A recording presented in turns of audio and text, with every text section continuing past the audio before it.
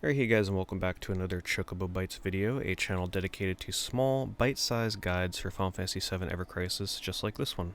So today I wanted to talk about the Hardedge and talk about, is this worth building? If you pulled a 5-star of this, should you be taking it and bringing it to level 80 or 90, or should you be using this as your secondary weapon, or should you stick it as a sub-weapon? What should you be doing with the Hardedge? What are some of the other options that you could consider when it comes to a secondary or maybe even primary weapon? Would you use this as a primary weapon? So we're going to kind of break that down for you today here briefly and help you make a decision on what to do with your Hardedge.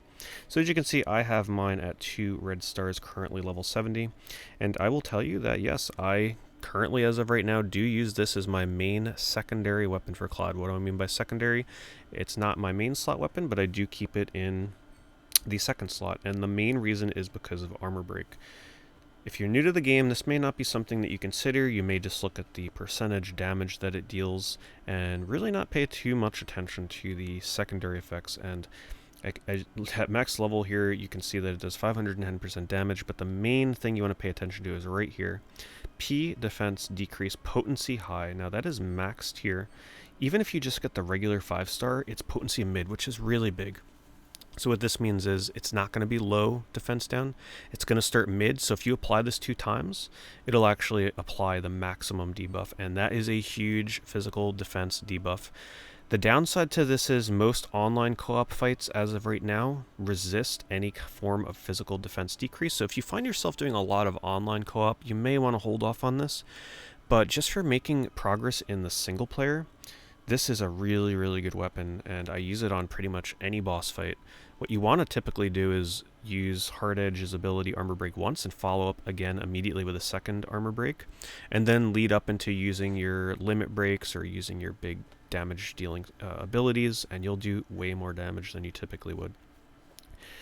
So in terms of filling out a sort of support style role, it deals a lot of damage, but at the same time it is a really good way to decrease the defense. There are other characters that do decrease physical defense, but the thing is you may not have them in your party. You're probably always going to have Cloud in your party, especially going through the main solo content. Unless you're using Glenn. Glenn also has a similar weapon that does pretty much the same thing by decreasing defense, but if you're not a big Glenn fan or you just don't have him or want to use him, this is probably the next best thing. Once you use this, you do not have to use any other characters that apply physical defense down. In terms of its R abilities, located here, this is boosting attack. Now, if you're also new, you might get a little confused on this. When it says boost attack, this does not mean boost physical attack. It actually boosts both physical and magical. So that means that you're going to kind of want to build your Cloud potentially as a hybrid. So it's okay in this regard to put a magical spell on him, like a magical-based rune attack, and a physical ability. It's kind of just making him an all-arounder. It would be really nice if this was boost physical attack, but it just lets you kind of equip anything on your Cloud. Let's just say on your materia rolls, you roll something that is just a 4 or 5-star magic materia. Well, you can use that on your Cloud now because he will be getting a boost from that. Boost wind resistance as of right now, and as you can see, it will go up to 36 points, which is pretty hefty. As of right now, for the content in the game, there's not a lot of wind attacks, so it may seem a little useless at the moment, but I feel like coming up soon in the content, we're definitely going to see a lot more wind-based enemies, and this could be a really good one for later in the game.